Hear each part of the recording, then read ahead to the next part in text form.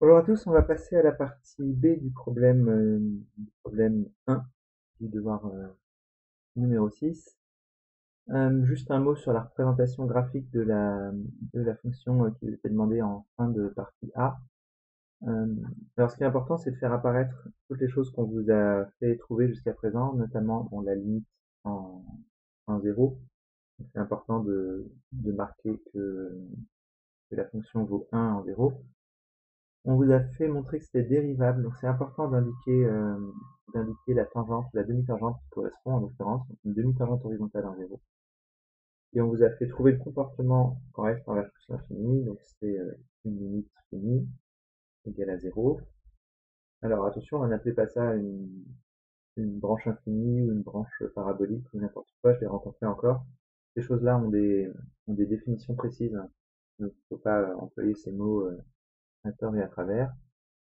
Et là, quand on a une limite finie, donc il y a une asymptote horizontale, et elle se confond avec l'axe des abscisses, donc n'hésitez pas à mettre un petit mot du style euh, l'axe et une asymptote horizontale pour la fonction en plus infini, pour la courbe représentative de la fonction en plus infini.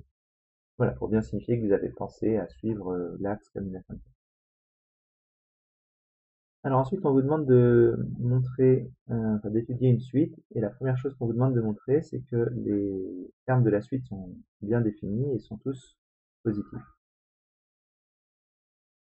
Alors je voudrais dire un mot important là-dessus, c'est que j'ai rencontré beaucoup de démonstrations par récurrence, de bonne foi, mais j'en ai rencontré assez peu euh, qui démontrent vraiment que les termes UN existent.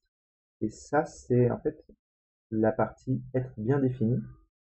Vous l'occultez volontairement pour aucune raison encore. Et il n'y a rien de spécial à en dire. Je ne sais pas pourquoi les gens ont du mal à comprendre ce que ça veut dire. C'est simplement, est-ce que le nombre UN est un nombre qu'on connaît, qui existe, et qu'on peut calculer? C'est vraiment juste ça. Être qu'un terme de suite soit bien défini, c'est est-ce que la définition de la suite permet vraiment de calculer tous ces termes? Donc, dans la récurrence, par exemple pour l'initialisation, est-ce que U0 est bien défini? Ben oui, parce qu'il est donné comme un nombre réel positif. Euh, donc ça définit U0 comme étant un nombre réel. Est-ce qu'il est bien réel positif? Oui, c'est précisément comme ça qu'il est défini. Ensuite, dans l'hérédité, on suppose bien ces deux choses-là, hein, UN est bien défini et UN est dans R plus étoile. Donc ça veut dire on a réussi à définir le nombre UN et c'est un réel positif.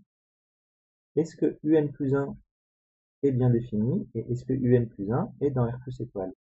Et là, j'ai des gens qui me disent, parlent pas de être bien défini, qui disent, bah, comme f de UN c'est dans R plus étoile, UN plus 1 est dans R plus étoile. À peu près. Pourquoi UN plus 1 est bien défini? Bah parce que UN étant dans R plus étoile, je peux effectivement calculer f de UN, c'est l'image de UN par la fonction f. Et pourquoi je peux le calculer? Bah parce que f est bien défini sur R plus étoile. Donc, je peux calculer l'image de n'importe quel nombre réel positif. Et c'est ça qui définit UN plus 1. Donc UN plus 1 est défini comme l'image de UN par la fonction f. Est-ce que c'est une définition correcte? Est-ce que c'est une définition qui permet de calculer UN plus 1? Oui, car UN est dans l'ensemble de définition de la fonction. Alors c'est ça l'argument qui permet de dire que UN plus 1 est bien défini. C'est le fait que UN soit dans R plus étoile qui fait que je peux calculer UN plus 1. Et ensuite, c'est la fonction f en particulier, vu qu'elle tombe elle-même dans R plus étoile, qui fait que UN plus 1 sera aussi dans R plus étoile. Voilà, donc ça c'est vraiment en fait deux choses, deux arguments bien différents. Le fait que UN soit positif permet de calculer UN plus 1, et les caractéristiques précises de la fonction f nous permettent de savoir que UN plus 1 sera aussi positif. Voilà, donc je voulais vraiment revenir là-dessus. Je reviens pas non plus, enfin je reviens pas par contre sur les erreurs de récurrence. Vous avez des modèles de récurrence depuis le début de l'année, donc c'est euh, inconcevable, hein, un DS de, de printemps de lire encore des montrons que, ou plutôt supposons que pour tout n, on a l'hypothèse de récurrence. Si vous supposez ça, c'est que vous supposez en fait le résultat. Je vous rappelle, pour l'hérédité, on fixe un n et on suppose que pour ce n fixé, l'hypothèse de récurrence, l'affirmation qu'on cherche à montrer, est vraie, et on la montre pour n plus 1.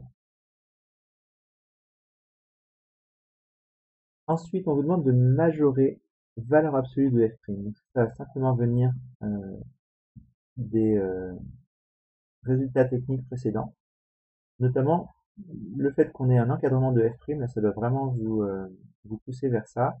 Donc la valeur absolue ne doit pas vous inquiéter, f' est négative, donc la valeur absolue, ça repasse juste tout le monde en positif. Donc ça revient au même que montrer que moins f' est inférieur ou égal à 1 tiers. Alors pour ça, je vais quand même avoir besoin de me débarrasser de la partie 2x sur 1 plus x carré. Donc on va avoir besoin de montrer que la partie 2x sur 1 plus x carré est inférieure ou égale à 1. Je vous rappelle l'astuce pour ça. Pour montrer que 2x sur 1 plus x carré est plus petit que 1,